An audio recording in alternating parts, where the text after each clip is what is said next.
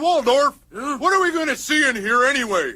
It's one of those 3D movies. Put on your glasses, Statler. Yeah. Hey, look! Look at the guy in the goofy mask! That's not a mask. Oh, sorry, lady! Hello Keepers. So this is going to be a slightly different video from what I presented in the past, just because I've kind of gone round and round with the kind of what I wanted to do with this, how I wanted to present this. This is the end of an era. Muppet Vision 3D is closed at Hollywood Studios. It is gone. The future of the area does look bright in my personal opinion, but the Muppets are not gone forever. I wanted to kind of explore the history of the Muppets in the Walt Disney World parks, and then just kind of see where they have been. Of course, I definitely want to talk about the Muppet Vision area. That's the main focus of this video. But then I also want to talk about the future as far as what we know is to come at Walt Disney World and Disney's Hollywood Studios involving the Muppets. So with all that being said, let's go. Mike the Bee, the music. So if you're like me, you have grown up with the Muppets. They've been a staple in your household for many, many years, many, many decades. They're just a joy. Like, they're this band of misfits that have come together. They formed their own kind of family, and they become a part of your family as they have a part of my family throughout the years. Having them have a presence within the Disney parks has meant so much to so many people, including myself. So with the announcement of the closing of Muppet Vision 3D and the Muppet area at Disney's Hollywood Studios, really kind of hit home for a lot of people. Now, the Muppets have been present in the Walt Disney World parks for quite some time. They've actually been around for a while, and they've had various iterations of appearances and presence within the park. Some of the mentions I want to talk about really quickly. If you remember over at Magic Kingdom, they used to have the Muppets Present Great Moments in American History. This was a live action show in Liberty Square featuring the Muppets. It did showcase historical events with their comedic spin. Now Paul Revere upon his horse did ride. Oh, where is the horse? Here you go, Kermit. Gonzo, you were supposed to get a real horse, not a stick horse. The real horse got sick.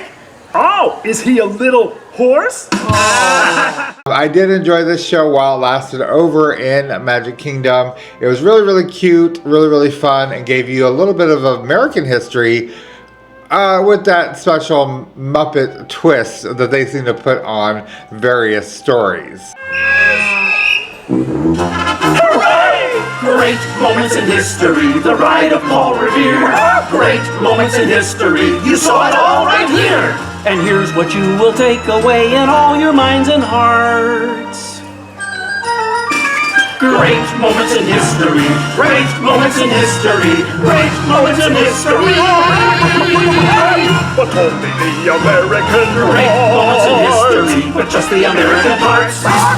Over in Epcot, if you got a chance to catch them, there was the Muppet Mobile Lab. It was a free roving audio animatronic attraction where Dr. Bunsen Honeydew and Beaker demonstrated their latest inventions. I did catch this a couple times. It was really, really cool. It was really, really neat. I hope they bring it back because I know during Food and Wine they've been featuring Muppet Labs over in the old Odyssey building. So maybe the Muppet Mobile Lab will make its appearance once again someday. Our latest experiments. Yes, ladies and gentlemen, for those of you affected by the onslaught of colds and allergies, I am excited to present to you and introduce to you the anti-sneeze ray, everybody. Yes, sneezes will soon become a thing of the past with my help of Beaker up here and my latest invention. Beaker, you ready to be the first test subject? Now, I'll simply just go ahead and pull this lever up here, release a cloud of carpet dust, and now we add a little cayenne pepper. There we go, cayenne pepper. Now, let it get inside that nostril of yours there. There we go. Now he's starting to have the urge to sneeze. But observe, everyone, hold on. With the mighty invisible beams from this powerful ray, I will zap those sneezes right out of Beaker's nose. Now, here we go.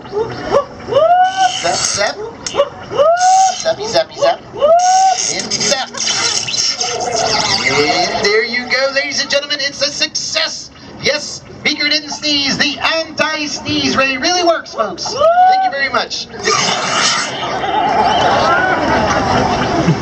Well, the side effects of this infection could include losing your wardrobe every day. Well, that's all from Muppet Labs. Thanks for being a wonderful audience and enjoy the rest of your evening here at Epcot. Thank you. For those of you who remember, there was a small cavalcade within Magic Kingdom Park that was honoring volunteers. So they had honorary volunteers cavalcade, and it did feature the Muppets. This was a short-lived cavalcade, but it was really cool because you got to see the actual Muppets in this cavalcade, kind of up close and personable as they went down Main Street, USA. Finally, I want to mention there is a quick serve over in Epcot. It's in the American Pavilion. It is the Regal Eagle Smokehouse, Craft Drafts, and Barbecue.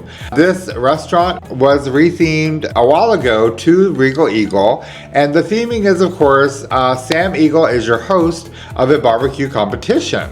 So the theming isn't super heavy, but it is there. So if you have a moment to look at some of the competition plaques and awards on the walls, you could definitely tell the Muppet presence within this restaurant. So like I was saying, the Muppets have been around for quite some time. They've had various iterations to kind of fit within the Walt Disney World Resort. I've enjoyed every single moment. As you know, as long as it's been here, they've come, they've gone, but that's kind of how the Muppets operate if you think about it. They're kind of in the limelight, and then they kind of like disappear into the shadows for a little bit, and then they come back again in full force. Now I just want to kind of talk more about the history of the area, the Muppet area that was over in Disney's Hollywood Studios, because they went through a lot of changes also. Like it was there for a long time, but the time it was there, it did go through changes throughout the years as well to kind of, again, fit into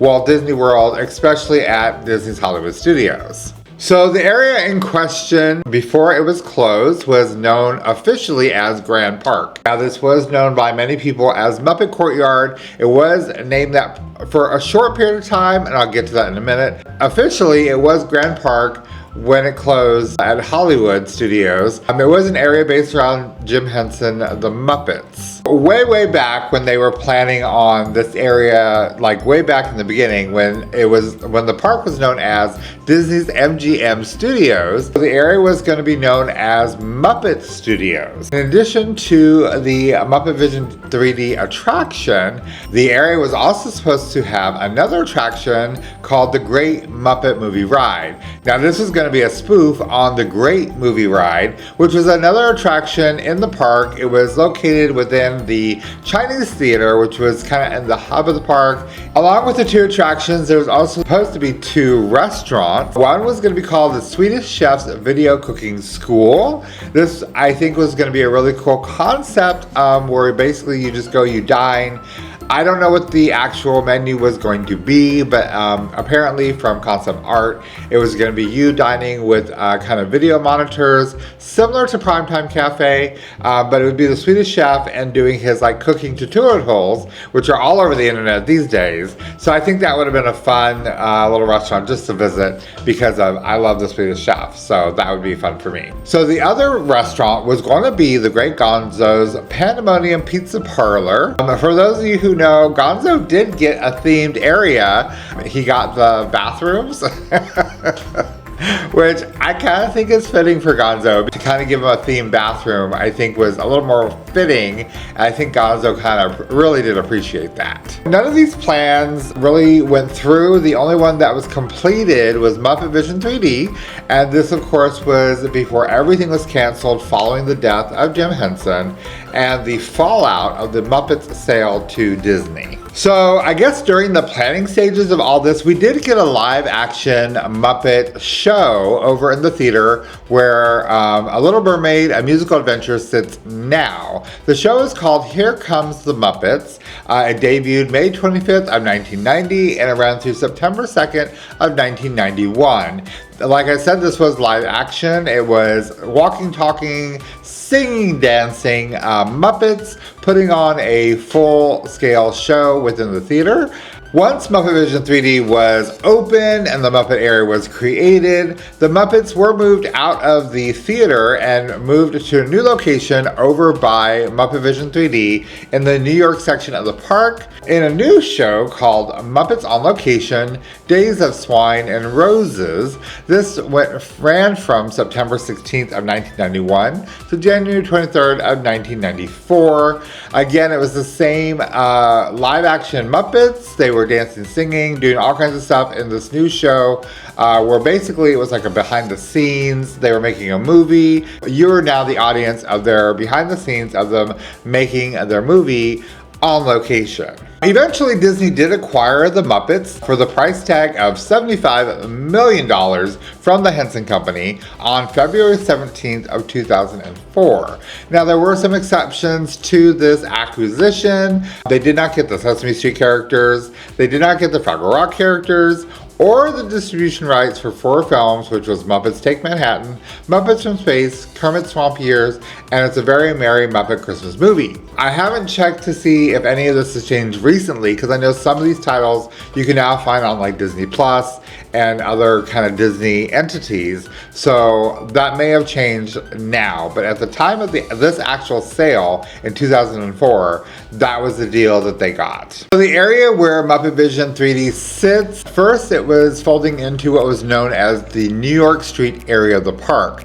This, of course, later became the infamous Streets of America from May 1st of 1989 to April 2nd of 2016. In 2016, there was a little rebranding that was starting to happen within the park. The area around Muppet Vision 3D, that's when it became known as the Muppet Courtyard. This is also when they opened up the Pizza Rizzo restaurant. Now, it was a restaurant before that, and I'll get to that in a minute, but this is when we got the official Pizza Rizzo restaurant, which it was at the time of the closing of this area. So not long after the rebranding into Muppet's Courtyard, in 2017, it was announced that the area would be rebranded once again. It would now be turned into Grand Avenue. So what was left of the Streets of America would be turned into a contemporary Los Angeles, and then Muppet's Courtyard would be rebranded into Grand Park.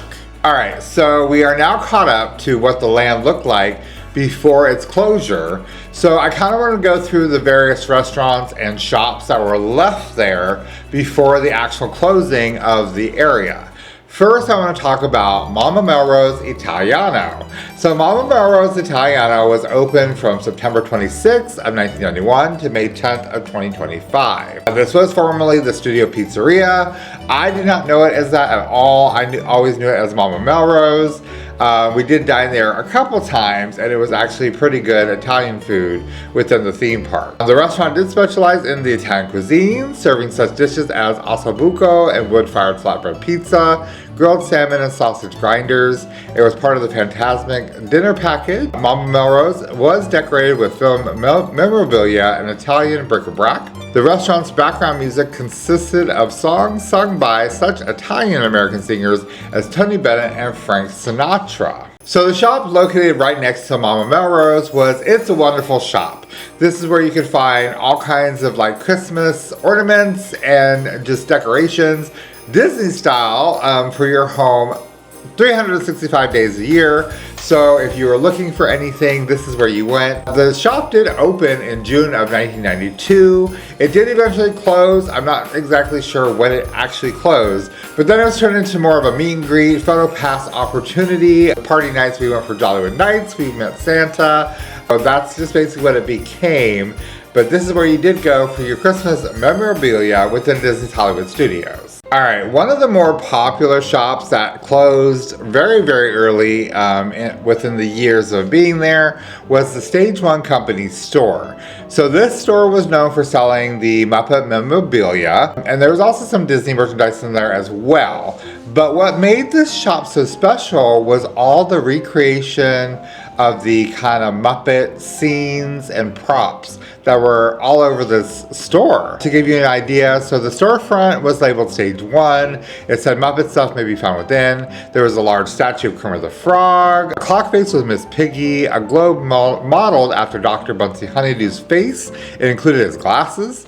There's various bits of graffiti painted on the walls, paint splatters, and if you knew where to look, and so there was a certain bench, and if you sat on this bench, you could see it a lot easier. But there was a certain hidden mouse within the paint splatters over there. The interior of the store featured set pieces and props, including a recreation of the Happiness Hotel, the Magic Store, puppet recreations of the Electric Mayhem, and lockers reminiscent of those used as beds in the Muppets Take Manhattan. It did close as a regular store in 2020. And then it was used as like Jollywood Nights merchandise, May the 4th merchandise. So if you went during these times, it was kind of like, I was excited to go in during those times because I knew I got to see this store again because it just had all these really amazing kind of Muppet memorabilia from throughout the years, from all the different kind of movies and franchises the Muppets were involved with. All right, so one of the more popular restaurants in this area out of the two that were there, I believe was Pizza Rizzo. So Pizza Rizzo was opened November 18th of 2016. It did close June 7th of 2025. It replaced the Toy Story Pizza Planet arcade, which sat in that location from December 15th of 1995 to January 15th of 2016. So Pizza Rizzo was a classic family pizzeria owned by Rizzo the Rat. While you enjoyed personal-sized pies, you would find decor inspired by Rizzo, as well as his extended family and friends who visited Pizza Rizzo over the years throughout the two-story eatery. Upstairs, you would find the Deluxe Supreme Banquet Hall, where there's a wedding reception already in progress. You could join the party and show off your best moves under the disco ball to the world's greatest party playlist. Like I said, it was a quick serve. They had pizzas, and I believe they had like a meatball sub and that sort of thing. And it really wasn't that bad. A lot of people gave it a lot of really bad reviews and flack. It was a quick serve, but they actually had pretty good pizza in my personal opinion. And you didn't really go there for the food. You went there for the theme and aesthetic of this quick serve. And most of the stuff was on the second floor, I have to say. So if you didn't make it to the second floor, you actually missed a good bit of this restaurant. There were little bits here sprinkled throughout the restaurant of Pizza Rizzo. Like I said, memorabilia from his family that visited, and kind of him from, some of his stuff as well. But on the second floor is where you found a few things, and so I wanted to point out some of the Easter eggs that were involved in this restaurant. And so maybe they'll make a return when it reopens as the Monsters Inc. location. So that's yet to be seen, but I just want to share with you really quickly some of the fun Easter eggs I always look for when I went to this restaurant. So the first one was on the sign entering the restaurant. So like I said, this was the Toy Story Pizza Planet arcade before it became Pizza Rizzo. So of course they included that in the actual sign where it said it was the best pizza on the planet. And Pizza Planet, of course, is in big, big letters, paying homage to what it was before it turned into Pizza Rizzo. So that was always a fun Easter egg I looked for every time I went into this restaurant. Of course, there's props and signs, many from the defunct Streets of America. This was utilized to help give a more New York style-ish style pizzeria feel.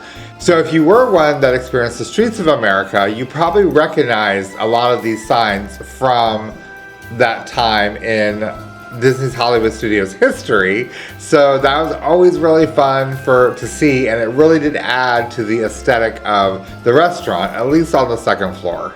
Now, there was one Easter egg that many have pointed out before, so if you follow other YouTubers and bloggers and stuff, you probably have already seen this and probably already know this, but I just want to point it out myself because I'm a big fan of the movie, the Christmas special, Emmett Otter's Jug Band Christmas. So if you've not seen this special, you gotta look it up, you gotta find it, you gotta watch it. It's a cute special, part of the Jim Henson collection.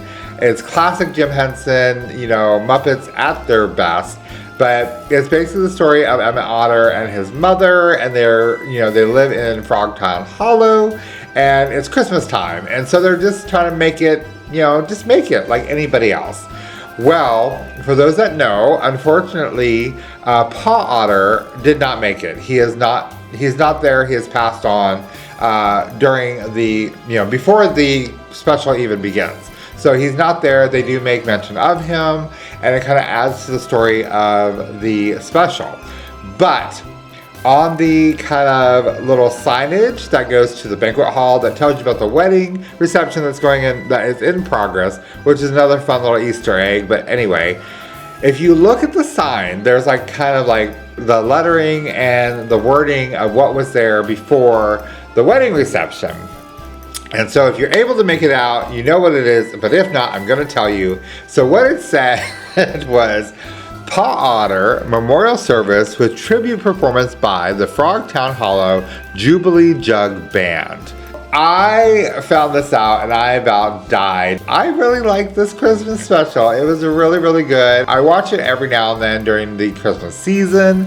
For somebody to take the time to put this in there, obviously was also a fan of the special and wanted to put a little something somewhere. These little bits that the Disney Imagineers and creative team does for the fans like us, because they're fans themselves, always makes it that much more special and more fun when visiting these locations. Alright, so now it's time to talk about the crown jewel of the Muppet area, Muppet Vision 3D. So it was open on May 16th of 1991. It did close down June 8th of 2025. So Muppet Vision 3D, it was directed by Jim Henson. This was his final major project before his death in 1990. It was also co-produced between Walt Disney Imagineering and Jim Henson Productions. The attraction incorporated the 3D film in conjunction with in-theater 4D effects such as audio animatronics, lighting, projections, smoke, soap bubbles, and a live full-bodied performer. It did star Henson, Frank Oz, Dave Goelz, Richard Hunt, and Steve Whitmire in multiple Muppet roles.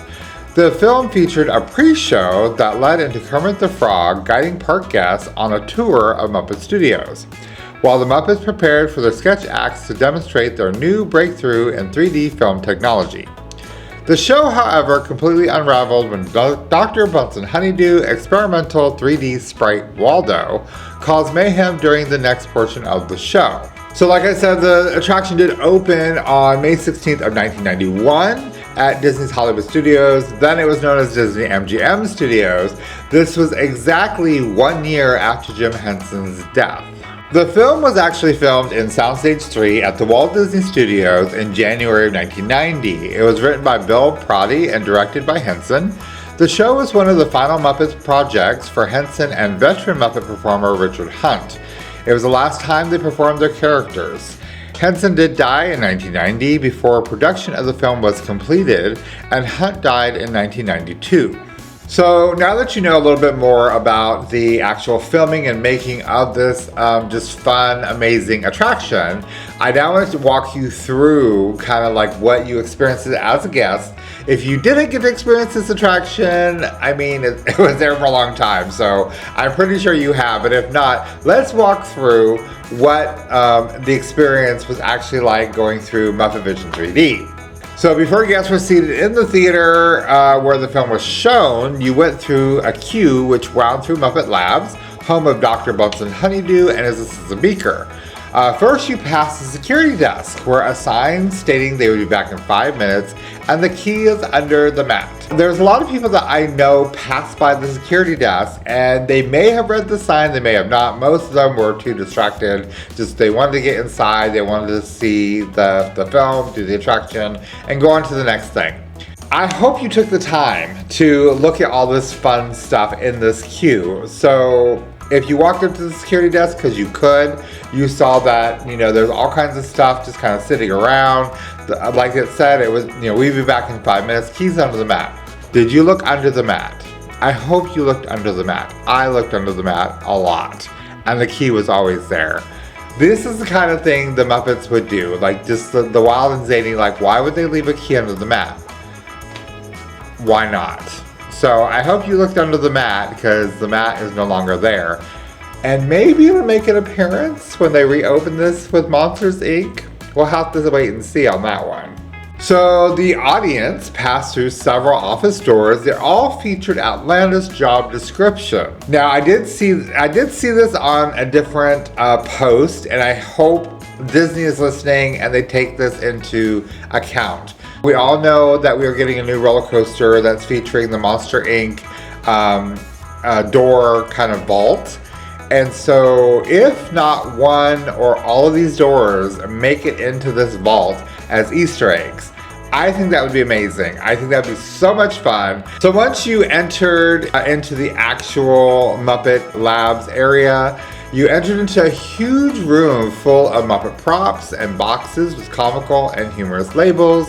There was also a sign that kind of rotated and it showed various like Muppet kind of posters, and I know these were plastered on the outside of the building as well. But this is one inside that if you were far back enough, you would actually see it rotate through various posters, which was kind of fun. So there was so much stuff in this room. Like you could spend probably hours in this room looking at all the different Muppet kind of props and stuff they had set up, because you were technically in the backstage of the Muppet Theater. So there was a few things in this area that I really want to point out because I just think they were really cool. I look for them every time, and I don't know if you saw them or noticed them or just wondered, what is that doing there? Like, why is that even there? The first thing was all the way up in the ceiling on the catwalks were these soldier Muppets. So if you watch the film, you do know that these soldier Muppets made an appearance at the end of the film during the grand finale.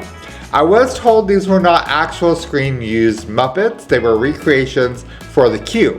But that's still really cool because you could actually see the life-size Muppet that was used in the making of this film right there. They were way up high, you couldn't touch them or anything, but again, it was just a really cool little Easter egg of something you were actually about to see in real life. Another little Easter egg that was in there that a lot of people knew about, but eventually it kind of faded out. So those OGs that know the original Mouseketeers, like the Mickey Mouse Club, black and white, there was one famous, super famous Mouseketeer through the years, Miss Annette Funicello. So within this queue, there's a huge net hanging from the ceiling with what looked like colored bricks.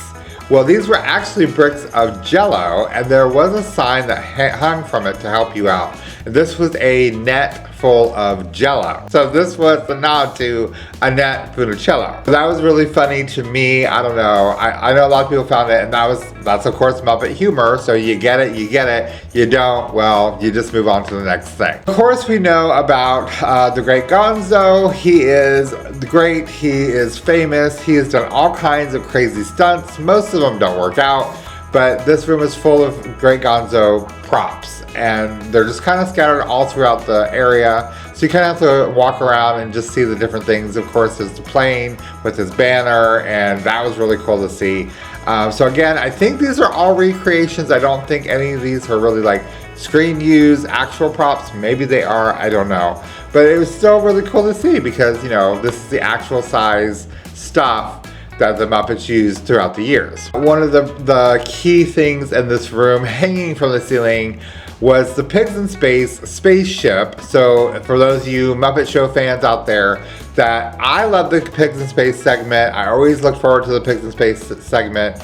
And so to have this Pigs in Space spaceship hanging from the ceiling was just amazing to me. I died. I always wanted to take it home with me. I don't know where I'd put it, but I put it somewhere because it was amazing. So there was a piece they added later into this area, and it was the actual screen-used tuxedo that Kermit the Frog wore in the 2011 The Muppets movie. That was really, really neat just because this was actually screen-used, and this being, you know, Hollywood Studios, where they did make movies and they kind of were all about this is how we do it and bring you behind the scenes. To have this actually screen-used costume that Kermit the Frog wore himself, which is really, really cool being a Muppet fan. The final piece I want to talk about was way up in the ceiling, and it was put way up in the ceiling for a reason. It, of course, is the portrait of Jim Henson himself in Muppet form. And they put it way up in the ceiling because this way Jim Henson could look over his Muppets after his death. It was a nice kind of, I think it was a good tribute to Jim Henson himself. I think it's really cool they put him up there in Muppet form for this attraction. So if you ever actually sat there and looked around this room and looked up in the ceiling, you probably saw his portrait. Now, the pre-show for Muppet Vision 3D, there was a set of TV screens high up above the guest heads. And so they were kind of set in groups of 3. And so this was your pre-show, and it was basically the Muppets preparing for the show you're about to walk in and see. So it was a couple minutes long, but if you got there from beginning to end, it was actually quite entertaining. It had a few changes throughout the years to kind of promote different things. It was basically kept, for the most part, the same during its iteration at Muppet Vision 3D. Alright, we entered Muppet Labs, we kind of went through the preview. Now it was time to enter the actual theater to enjoy the presentation of Muppet Vision 3D. So in addition to Muppets on the screen, there are also a number of in-theater audio animatronic Muppets that interacted with the show. There were Statler and Waldorf that heckled from their balcony near the screen, and if you really paid attention to these guys during the performance, they were there watching it with you. So they were reacting to things going on like you're reacting to things going on. So it was really, really cool that they did that because it really kind of helped enhance the whole theater experience. Rising from the pit was an orchestra of penguins, because Muppets would not be Muppets without an orchestra of penguins. Of course, my favorite was one that got his little solo during Miss Piggy's big number, doing kind of Flight of the Bumblebee. That was really fun for me, and I always enjoyed it when he got his little moment in the spotlight. So the opposite balcony from Statler and Waldorf was Bean Bunny. Now, he appeared because he leaves the film. Spoiler alert, if you haven't seen it, you're probably not going to see it, but he did leave the film at one point, and he comes into the theater with you and appears in the opposite balcony in real life. So this is a film, so you have a film projector, which means you need somebody to operate the projector booth. Who else to do it but the Swedish Chef? Swedish Chef is one of my favorite Muppets. Being a pastry chef myself, I just kind of gravitate to him because he's a chef too. But he is there, and he is there doing operating the film. So if you ever actually turned around and looked during his speaking parts, and of course the big finale when he's going back and forth with the penguins and Waldo, he is up in there doing his shenanigans, and it's really amazing. Now, the big moment that a lot of people always got a big reaction was when Sweetums comes off the film into the theater. And it is a Sweetums costume. It is actually Sweetums, like the puppet, so the Sweetums you would see in the Muppet movies and stuff, they did a Sweetums costume, the same one, for this show. Because I know that there were some people that talked about having to go through training on how to operate this puppet. Because yes, it's a costume, but he's a puppet too, that you have to operate yourself from the inside. So I think that was really awesome, because if you ever wanted to see any of these Muppets up close and personal, and you wanted to see them operating, this was the best way to do that. So there's already a lot going on in this movie. There's the Muppets interacting with each other on and off the screen. There's all kinds of stuff going on, but there's tons of in-theater effects that happen around you. So the most notable, of course, is the bubbles that come down during Miss Piggy's big number, but there's a bunch of other stuff that happens too. So you have fireworks in the ceiling, you have Waldo that's supposed to be, in the theater with you. You have Statler and Waldorf, but the one thing I want to point out that a lot of people never saw and missed was the arrows that come off the screen into the theater. What? Yes, arrows came off the screen and went into the theater. And you could best see this if you look at the balcony that Statler and Waldorf were sitting in, because during the final, when they're doing their big, salute to America thing, some of the Muppets have bows and arrows, and they are shooting them. Well, if you look at the balcony, you'll be able to see it, and some do land into some of the walls and stuff, but the arrows appear. like in real life, they actually appear. Now, again, spoiler alert, I guess. I don't know if I need to say that anymore with this attraction now that it's gone. But the finale to this amazing experience was, of course, a very explosive ending. So there's this whole kind of back and forth with the penguins and the Swedish Chef. Waldo gets involved, and there's cannons, and there's guns, and there's all kinds of stuff. With unfortunately, the Swedish Chef ends up with his own cannon, and if you turned around, you saw it.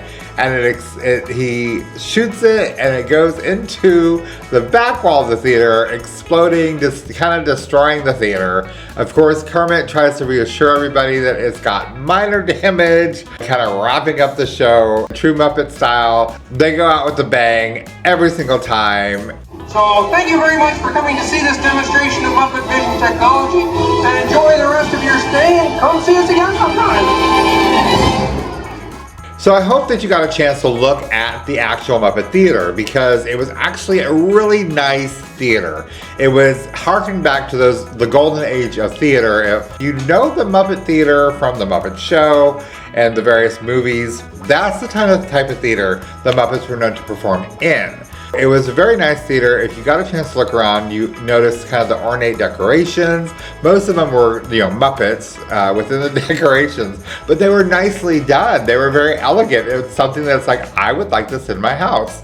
It was now time to exit the attraction, which now feels very sad, but you had your goggles, so you had to return them to Muppet Labs. They needed their goggles back to wash and sterilize them for the next crew. Upon the exit, again, there was more Muppets. There were some ads on the walls. If you took time to look over those were fun with the Muppet spin on them. So just little touches everywhere in this area. So I hope they keep that up for the next iteration of this area. Now, there was a lot of talk when they mentioned closing down this attraction.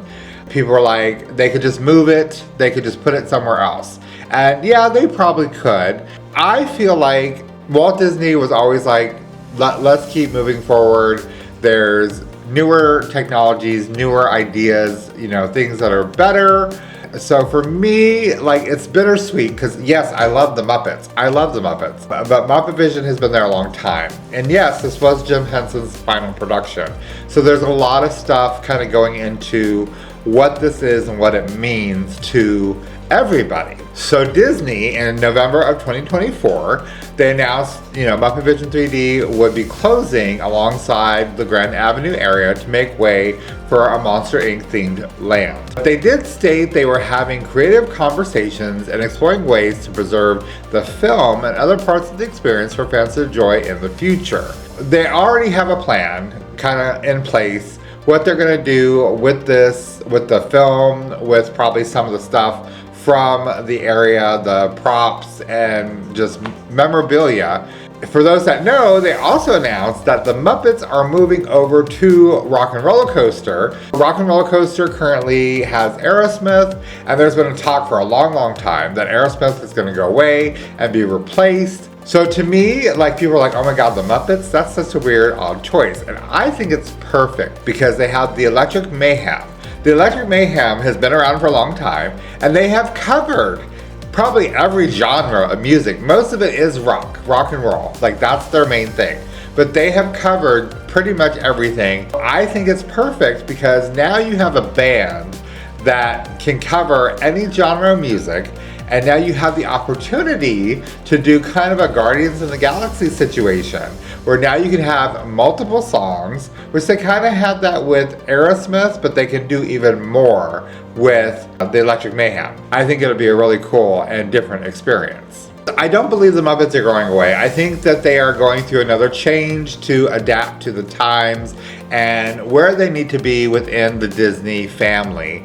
And like I said, that's kind of how the Muppets roll. That's how they are. They've had all these different TV shows and movies throughout the years, and they've all kind of adapted to the times, and they've been relevant. And of course, you know, they come and they pop into the limelight for a minute, and then they kind of like fade into the shadows for a little bit, and then they make a comeback. And that's just kind of been their legacy throughout the years. So I believe this is just another time when it's, you know, they're gonna kind of sort of go into the shadows a little bit. They're not going away completely. And then eventually they're gonna come back again, you know, with something else. Like I said, you will still be able to see the Muppets. They're gonna move over to Rock and Roller Coaster to take over for Aerosmith. Super excited about that. I can't wait to see what they do with that and how they incorporate them into that attraction. If you go to Jollywood Nights at Hollywood Studios during the holiday season, you will be able to see Kermit and Miss Piggy in the Disney Holidays in Hollywood show during that event. That is a really good show. We've been there the past 2 years, and I really enjoy it immensely. And just to include Kermit and Piggy, it's a nice change of pace for entertainment at Walt Disney World. Well guys, that's gonna do it. Muppet Vision 3D is now closed. It is being demolished as we speak. And that's just it. I hope you got a chance to go see it one last time and kind of like go through the area and get in all the feels and, you know, make your peace with the land as it was, and, you know, to bring in the new Monsters Inc. location. The Muppets are not going away. They're not going away. They are still going to be there. Rock and Roller Coaster is going to get the Muppets. Of course, like I said, Jollywood Nights. So you still get a chance to see the little bit of Muppet that is left in the parks. Anyway, as always, I want to thank you guys for following along on these little adventures of mine. And as always, I am Mike the Bee. You never know where I'm going to be. I'm just going to be. You be too. I'll see you guys later. Bye.